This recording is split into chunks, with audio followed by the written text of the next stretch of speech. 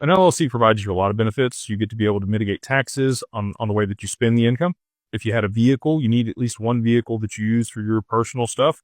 But if you bought an additional vehicle over 6,000 pounds, you could use Section 179 of the tax code, be able to offset a lot of that because you're traveling to look at your investments. It's going to protect your assets in case of a lawsuit. Again, if you're working with us, we're going to be able to protect the corporate veil and make sure things are in place so that you can only get charging orders issued against you.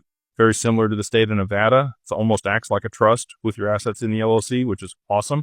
And it doesn't have to be seasoned in like you normally do with a trust. It takes 2 years to season in creditor protection in a trust. In addition to that, you're going to have beneficiaries and people that will inherit it and be able to manage the LLC if something happens to you. So that equity will pass. But you're still going to have to go through probate if you don't have it in a trust. But, if you have somebody listed on there that's the manager, like your spouse, they'll come in and manage it.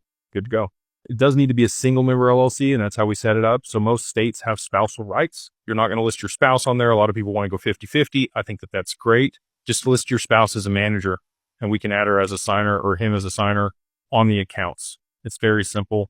That way we don't have tax implications. The reason for that is when you move the assets in there, if you do a partnership, you're going to have a step up in basis and you're going to have a taxable event, especially if you bought the XRP at like 50 cents and now it's $2. There's going to be a step up and you're going to have to pay the taxes on the difference there when you contribute to a partnership. So that's why we do single member. And I can go on and on and on about reasons you would want to set up an LLC and put your assets in there to be able to manage them, segregate risk and liability, tax benefits, many, many things.